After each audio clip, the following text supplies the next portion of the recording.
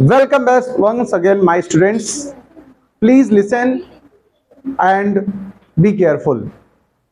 आज हम लोग एक नए टॉपिक को प्रारंभ करेंगे जिसका नाम है प्रकाश का अपवर्तन। परावर्तन समाप्त हो चुका है। परावर्तन में प्रकाश वापस आ जाता था उसी माध्यम में, अपवर्तन में माध्यम को क्रॉस करेगा। परावर्तन के लिए दर्पण प्रयोग किया था, अपवर्तन के लिए लेंस या इस तरह की चीजें प्रयोग होंगी। हेडिंग तो डाल ही लीजिए पहले तो, प्रकाश का अपवर्तन यानी रिफ्रैक्शन, यहां स्पेलिंग चेंज होगी, रिफ्रैक्शन यानी आर होगा, ध्यान रखिएगा, एल नहीं इस बार होगा। Refraction of light. ओके, ये क्या है इसको जानना है।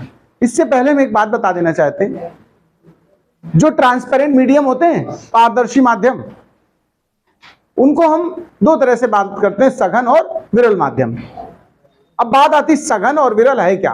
मैं अगर आपसे पूछूं कि जल सघन माध्यम है या विरल है तो क्या कहेंगे आप? नहीं बता सकते हो। क्यों नहीं बता सकते हो? तुलना करनी पड़ेगी। मैं कहूं मैं गोरा हूं या काला हूं तो आप क्या कह दोगे? ध्यान रखना, मेरे बगल में जो व्यक्ति अगर वेस्ट इंडीज से आया हुआ खड़ा है तो मुझे लोग क्या कहेंगे?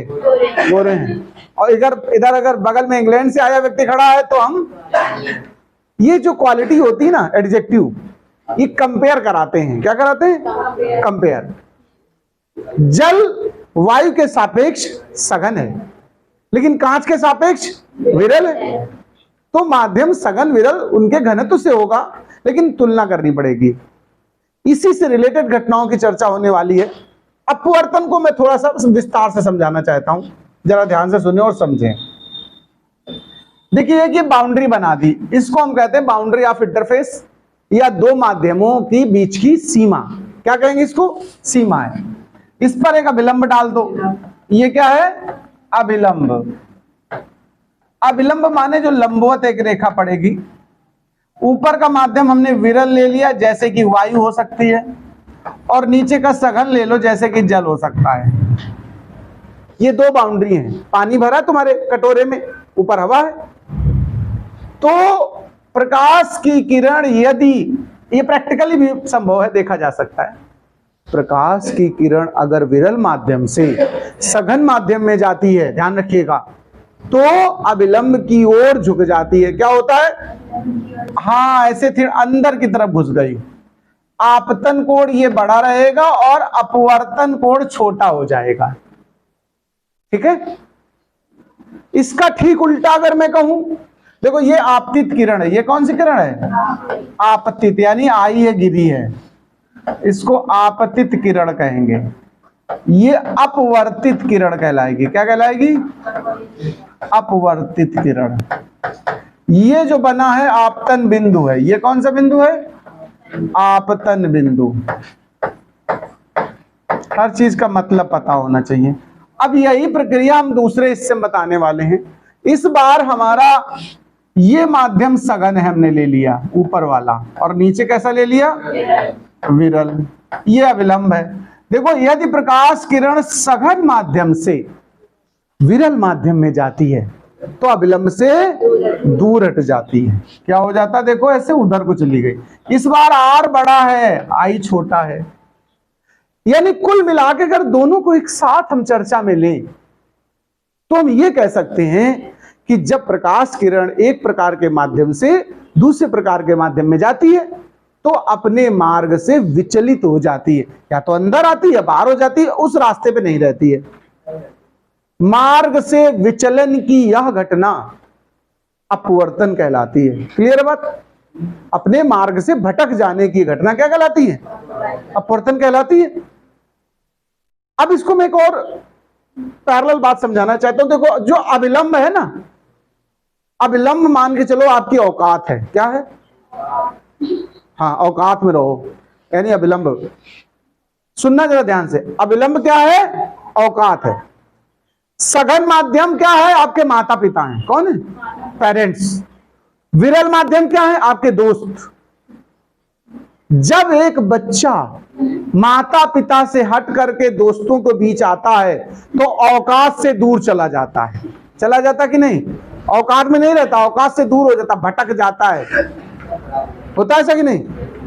यही लड़के जो बैठे ना, जब घर में होंगे ना तो बिल्ली से भी ज्यादा सीधे महसूस होंगे, और दोस्तों के बीच अगर इनकी बातचीत सुन लो तो बिना फार्मूले के बात ना करेंगे। बातचीत ऐसी है कि उसमें माँ बहन नानी नाना कोई को मतलब वो नहीं करते रिस्पेक्ट, वो उनके माँ बाप को उल्टा सीधा बोल के बातचीत शुरू करेंगे। मतलब बातचीत ही अजीब कि सुन लो तो कहो माता पिता गिर पड़े चारपाई से नीचे कि हमारा लड़का इससे बात करता है। लेकिन वही लड़का जब दोस्तों से हट के फिर घर पहुंचता है माता पिता के पास तो औकात के करीब आ जाता कि नहीं, बताओ? अगर बच्चा माँ बाप के साथ बाजार गया तो देखना कितना सीधा चुप पे चलेगा एकदम, और दोस्तों के साथ गया तो सिगरेट फूकते हुए चलेगा, गुटखा खा के चलेगा। तो बस सिंपल समझ लो वही घटना यहाँ पर प्रकाश में दिख रही मुझे। मैंने कहा जो फिजिक्स पढ़ाते हैं ना उनको हर जगह फिजिक्स दिखती है, तो हमको जीवन में हर जगह फिजिक्स के कॉन्सेप्ट दिखा करते हैं, हमने देखा। तो आप देखिए, ध्यान देना, ऐसे सिंपल समझ लो, जब एक व्यक्ति दोस्तों से घर के पास जाता है, दोस्तों से भटक करके हट करके अपने माता पिता के पास जाता है तो औकात में आ जाता है, नहीं कह सकते हो? या इसका उल्टा, जब माता पिता से दूर होकर के अपने दोस्तों के साथ जाता है तो औकात से बाहर चला जाता है, औकात से आगे बातें करने लगता है, लंबी लंबी आंकता है।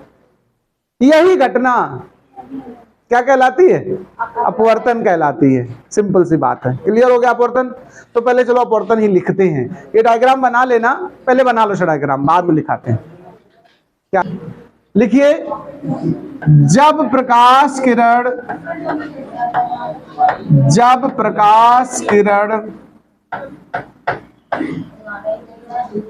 किसी एक माध्यम से,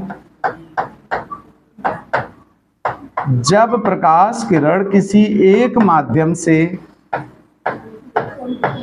दूसरे माध्यम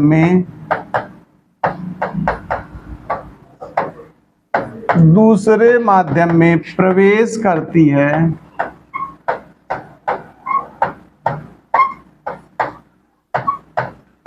तो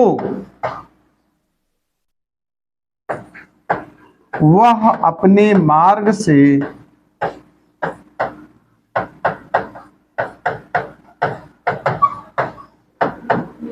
विचलित हो जाती है।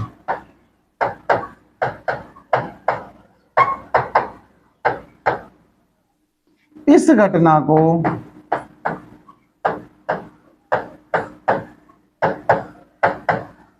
प्रकाश का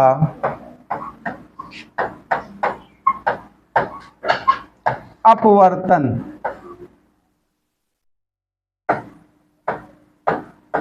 कहते हैं। प्रकाश का अपवर्तन कहते हैं। ये तो मैंने एकदम समरी बता दी।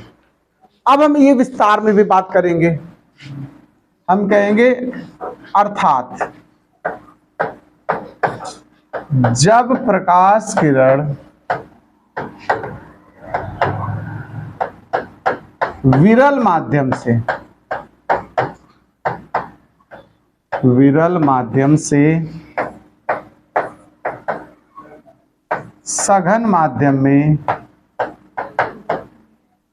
प्रवेश करती है, विरल माध्यम से सघन माध्यम में प्रवेश करती है तो अविलंब की ओर झुक जाती है। अविलंब की ओर झुक जाती है। देखो, अगर विरल से सघन में गई तो अविलंब की ओर झुक गई, अथवा जब सघन माध्यम से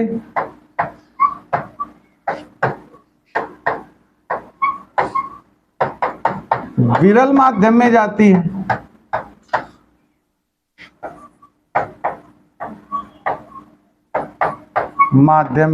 है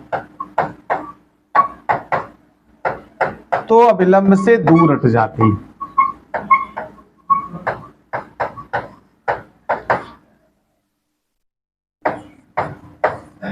अविलंब से दूर हट जाती है ये हमने विस्तार में भी समझा दी बात।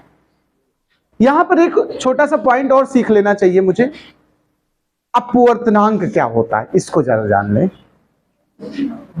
देखो एक हेडिंग डाल लो, अपवर्तनांक, इंग्लिश में कहते हैं रिफ्रैक्टिव इंडेक्स। क्या कहते हैं? Refractive index. जरा इसको समझना। देखो प्रकाश की किरण पहले एक माध्यम में थी, फिर दूसरे माध्यम में गई। माध्यम बदलने से ध्यान रखिएगा प्रकाश की चाल बदल जाती है। निर्वात में या वायु में प्रकाश की चाल पता कितनी होती है? 3 × 10⁸ होती है। माध्यम में चली जाएगी तो उसका मान कुछ घट जाएगा। तो ध्यान देना, प्रकाश की निर्वात में चाल और प्रकाश की माध्यम में चाल का जो अनुपात होता है ना, उसे हम क्या बोलते हैं? अपवर्तनांक कहते हैं। तो परिभाषा लिखिए, प्रकाश की निर्वात में चाल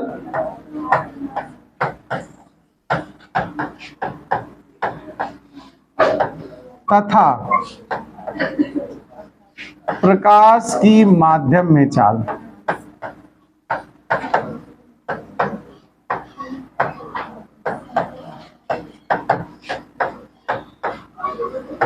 का अनुपात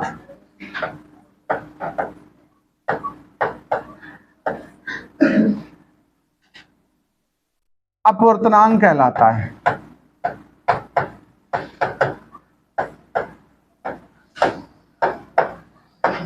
देखो अपवर्तनांक को प्रदर्शित करने के लिए चिन्ह जो इस्तेमाल करते हैं, ज्यादातर एन इस्तेमाल करेंगे, कहीं कहीं म्यू इस्तेमाल किया जाता है।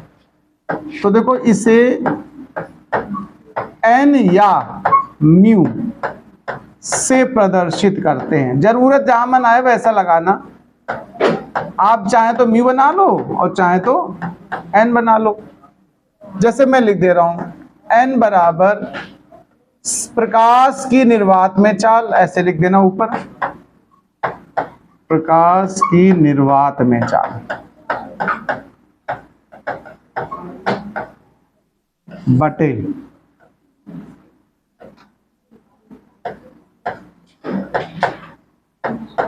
प्रकाश की माध्यम में चाल।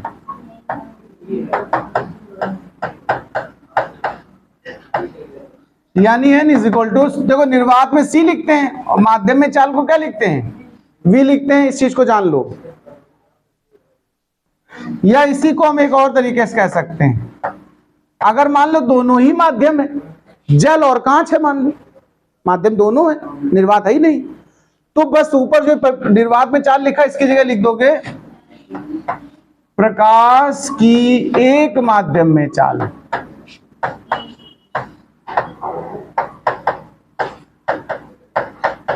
बटे प्रकाश की दूसरे माध्यम में चाल।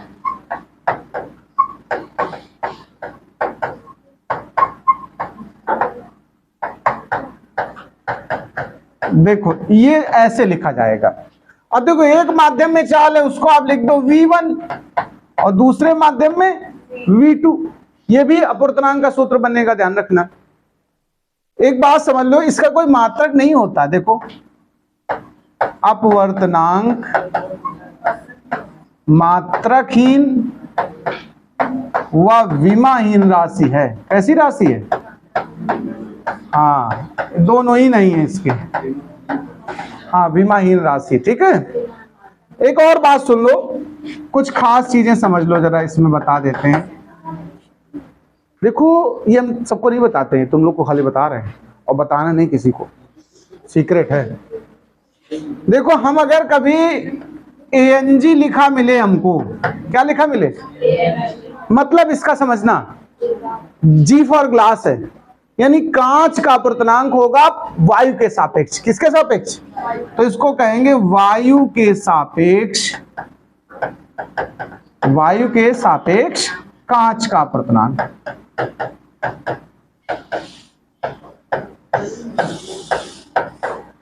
एक बात अगर यार ध्यान देना जरा, AnW मिले, W माने वाटर, जल, तो इसे कहेंगे वायु के सापेक्ष, हाँ, वायु के सापेक्ष जल का अपवर्तनांक। अच्छा एक और बात बता दें, कभी ये ना बताया जाए कि किसके सापेक्ष है, केवल ऐसे लिखा हो कांच का अपवर्तनांक कितना है, तो अपने आप मान लेना वायु के सापेक्ष। जब किसी के सापेक्ष ना लिखा हो तो समझना वो वायु के सापेक्ष दिया गया है, ठीक है। अच्छा देखो, अगर कभी ये लिखा हो, ध्यान देना, WNG लिखा हो, क्या लिखा हो, तो इसका मतलब पता क्या हुआ, जल के सापेक्ष कांच का। अरे तुम लोग होशियार हो गए यार, जल के सापेक्ष कांच का अपवर्तनांक।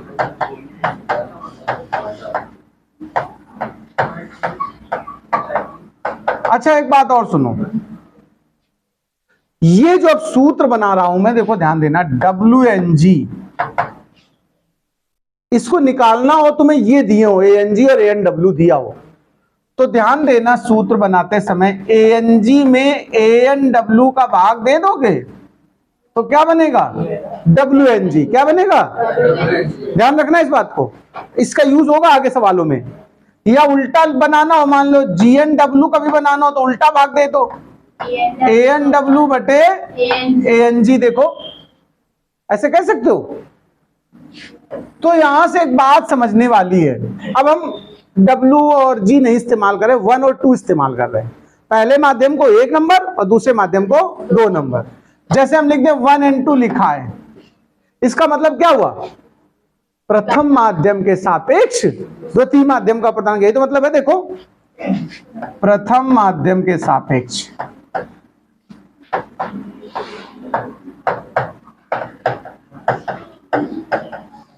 दूसरे माध्यम का अपवर्तनांक।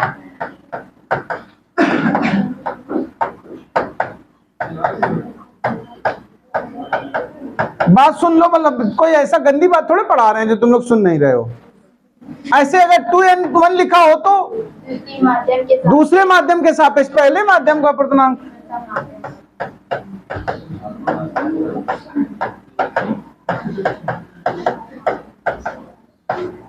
प्रथम माध्यम का अपवर्तनांक।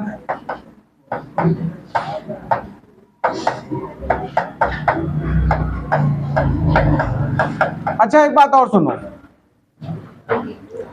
ये जो मैं ये 1 and 2 लिखा है मैंने, एक्चुअल में इसका मतलब होता V1 बटे V2, वेग का अनुपात ही तो होता था। और 2 and 1 का मतलब क्या हुआ, V2 बाई, अरे बहुत बढ़िया, इनका गुणा कर दो। क्या कर दो, आपस में गुणा कर दो। गुणा करने पर ध्यान देना, गुणा कर दे रहा हूं मैं आपस में, मल्टीप्लाई।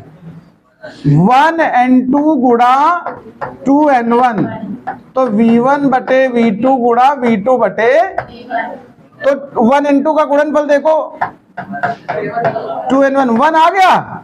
ये एक सूत्र है, यानी अगर कहने का मतलब एक से दूसरे में जा रही प्रकाश किरण और पलट के अगर लाना हो तो पलट दिया जाता, मतलब इसका एक सूत्र देखो, 1 and 2 का मतलब 1 बटे 2 and 1 है कि नहीं, बताओ।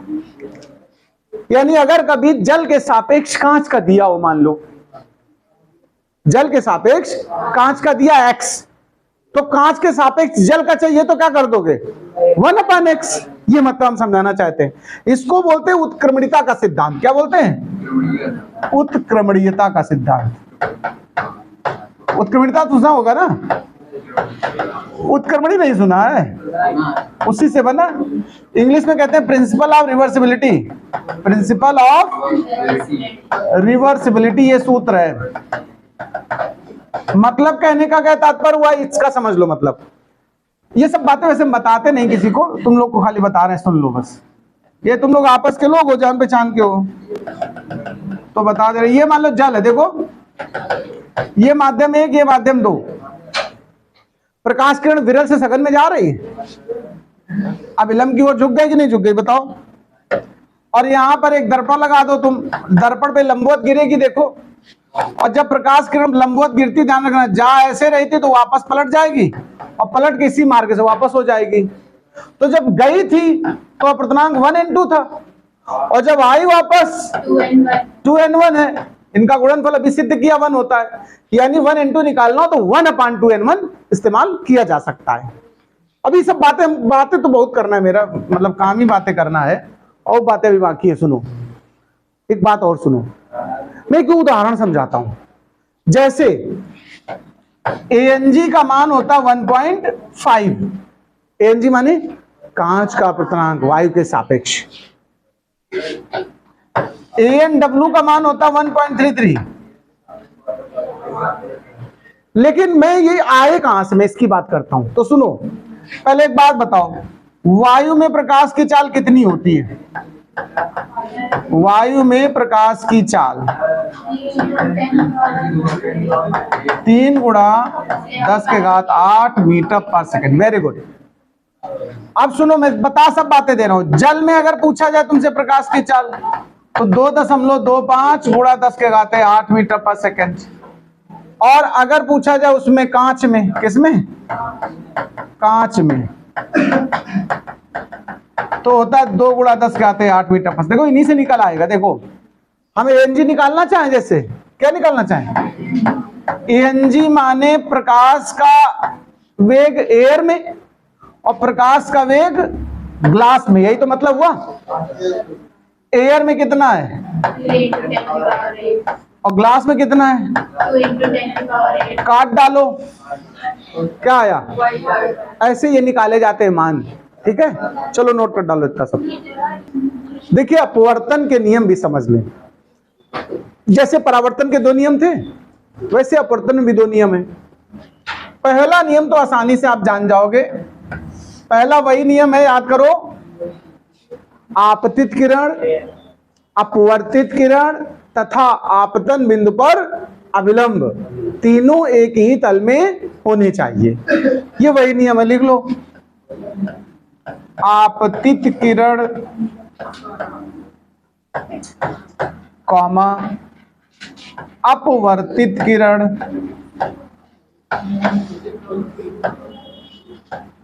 तथा आपतन बिंदु पर अविलंब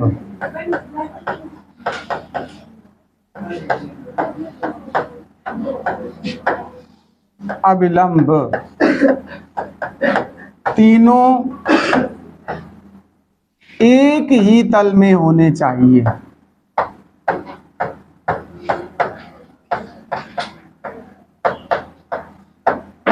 पहला नियम तो ये हो गया। दूसरा नियम सुनो। दूसरा नियम कहता है कि जो आपतन कोण आई है ना, उसका साइन, और अपवर्तन कोण आर है, उसका साइन का अगर अनुपात किया जाए तो हमेशा एक कांस्टेंट आता है, नियतांक आता है। वो नियतांक ही अपवर्तनांक कहलाता है। तो इसकी परिभाषा ऐसे लिखेंगे, देखिए लिखिए, आपतन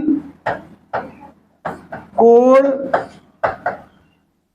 की ज्या, ज्या माने साइन, आपतन कोण की ज्या, ब्रैकेट में साइन आई लिख देना, तथा अपवर्तन कोण की ज्या, ब्रैकेट में साइन आर का अनुपात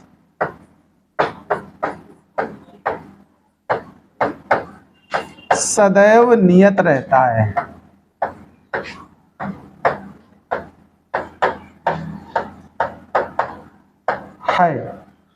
जिसे अपवर्तनांक कहते हैं, जिसे अपवर्तनांक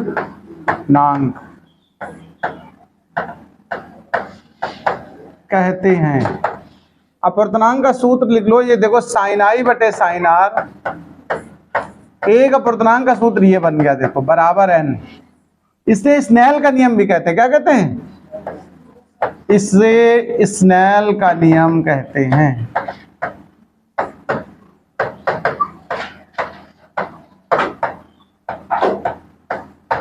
ये अपवर्तन के 2 नियम हैं। यहां तक आप नोट कर लीजिए। वॉच करने के लिए धन्यवाद।